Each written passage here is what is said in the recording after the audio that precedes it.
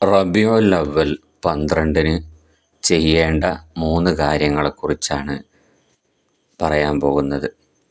ഒന്നാമത്തേത്, റബീഉൽ അവ്വൽ 12 നബി സല്ലല്ലാഹു അലൈഹി വസല്ലം തങ്ങൾ ജനിച്ച ദിവസമാണല്ലോ.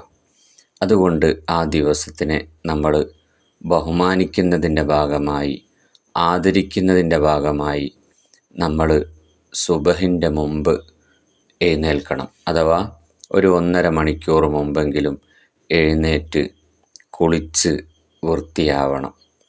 മാത്രമല്ല, നല്ല വസ്ത്രം ധരിക്കണം. അങ്ങനെ പറഞ്ഞാൽ ഉള്ളതിലേറ്റവും നല്ല വസ്ത്രം നമ്മൾ ധരിക്കണം. പുതിയത് ആണെങ്കിൽ അങ്ങനെ, അല്ലെങ്കിൽ ഉള്ളതിലേറ്റവും പുതിയ വസ്ത്രം ധരിക്കുക. ശേഷം നമ്മൾ മൗലിദ് പാരായണം ചെയ്യണം. നബി സല്ലല്ലാഹു അലൈഹി വസല്ലം തങ്ങളുടെ മൗലിദ് പാരായണം ചെയ്യണം. സ്ത്രീകൾ വീട്ടിൽ നിന്ന് മൗലിദ് ആ സമയത്ത് ഓതുക. പുരുഷന്മാരൊക്കെ പള്ളിയിലേക്ക് പോയി അവിടെ ഉള്ള മൗലിദിൽ കൂടുകയും ചെയ്യുക. ഈ സമയം സുബഹിൻ്റെ മുമ്പുള്ള സമയമാണല്ലോ നബി സല്ലല്ലാഹു അലൈഹി വസല്ലം തങ്ങൾ ജനിച്ചത്. റബീഉൽ അവ്വൽ 12 സുബഹിൻ്റെ മുമ്പുള്ള സമയത്താണ് നബി സല്ലല്ലാഹു അലൈഹി വസല്ലം തങ്ങൾ ജനിച്ചിട്ടുള്ളത്. അതുകൊണ്ട് തന്നെ ആ സമയത്ത് നമ്മൾ മൗലിദ് പാരായണം ചെയ്യണം, നമ്മളും കുടുംബവും. അത് നമ്മൾ പ്രത്യേകം ശ്രദ്ധിക്കേണ്ടതാണ്. പിന്നെ രണ്ടാമത്തെ കാര്യം, നബി സല്ലല്ലാഹു അലൈഹി വസല്ലം തങ്ങളുടെ ഉമ്മത്ത് റബീഉൽ അവ്വൽ 12-ന് ചെയ്യുന്ന ഒരു കാര്യമാണ് നബിദിന റാലി എന്ന് പറയുന്നത്. ആ റാലിയിൽ പുരുഷന്മാരൊക്കെ പങ്കെടുക്കണം. സ്ത്രീകൾ ചെയ്യേണ്ടത് ആ റാലിയിലേക്ക് പുരുഷന്മാരെ പറഞ്ഞയക്കണം. അതുപോലെ നമ്മളെ മക്കളെ പറഞ്ഞയക്കണം റാലിയിൽ പങ്കെടുക്കാൻ വേണ്ടി.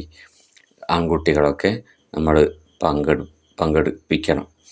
അതാണ് നമ്മൾ ശ്രദ്ധിക്കാനുള്ളത്. സഹോദരിമാർ ചെയ്യേണ്ട കാര്യങ്ങൾ അതാണ്. പിന്നിൽ നിന്ന് സപ്പോർട്ട് ചെയ്യുക. ഇങ്ങനെയുള്ള കാര്യങ്ങൾ ചെയ്യാൻ പറ്റുന്ന കാര്യങ്ങളൊക്കെ ചെയ്യുക എന്നുള്ളതാണ്. അപ്പോൾ നബിദിന റാലി ഭംഗിയാക്കാൻ വേണ്ടി എല്ലാവിധ സഹകരണങ്ങളും നമ്മൾ ചെയ്യേണ്ടതുണ്ട്.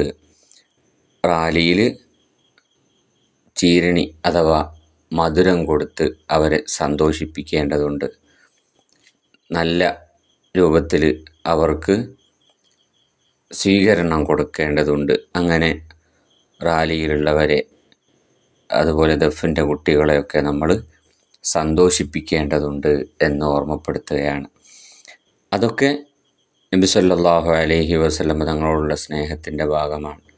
ഈ മൗലിദ് ഓതുന്നതും നല്ല വസ്ത്രം ധരിക്കുന്നതും അതുപോലെ തന്നെ നബിദിന റാലിയിൽ പങ്കെടുക്കുന്നതും അതിനുവേണ്ടി സഹായങ്ങൾ ചെയ്യുന്നതും ഒക്കെ തന്നെ അത് നബി സല്ലല്ലാഹു അലൈഹി വസല്ലം തങ്ങളോടുള്ള സ്നേഹത്തിൻ്റെ ഭാഗമാണ്. സ്നേഹമുണ്ട് എന്ന് പറഞ്ഞിട്ട് കാര്യമില്ലല്ലോ, അത് പ്രകടിപ്പിക്കണം. ആ പ്രകടിപ്പിക്കുന്ന കാര്യമാണ് ഇതൊക്കെ.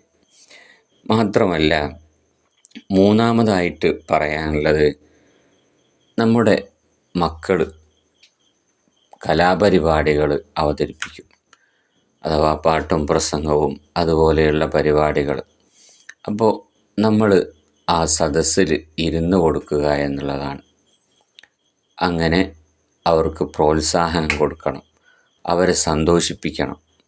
കുഞ്ഞുമക്കളെ നബി സല്ലല്ലാഹു അലൈഹി വസല്ലം തങ്ങൾ സന്തോഷിപ്പിക്കാറുണ്ട്, അവരോട് സലാം പറയാറുണ്ട്, അവരെ പ്രത്യേകം പരിഗണിക്കാറുണ്ട്.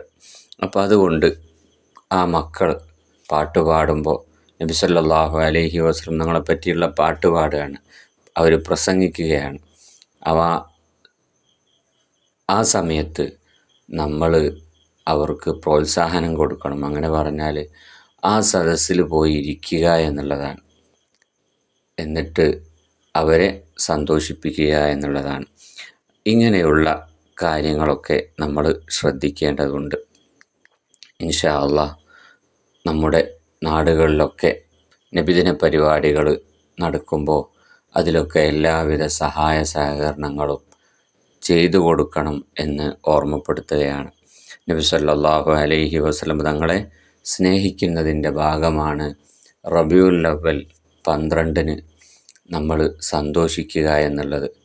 ആ ദിവസത്തിൽ അതുപോലെ ഈ റബീഉൽ അവ്വൽ മാസത്തിൽ തന്നെ നമ്മൾ മൗലിദും സ്വലാത്തും അതുപോലെ സുന്നത്തായ കാര്യങ്ങൾ വർദ്ധിപ്പിക്കുകയും നബി സല്ലല്ലാഹു അലൈഹി വസല്ലം തങ്ങളെപ്പറ്റി പഠിക്കുകയും ഇങ്ങനെ തുടങ്ങി ഉള്ള കാര്യങ്ങളൊക്കെ ചെയ്യുന്നത് വലിയ പ്രതിഫലം കിട്ടുന്ന കാര്യമാണ്. ഇതൊക്കെ ചെയ്യേണ്ടതാണ് ഇൻഷാ അല്ലാഹ്.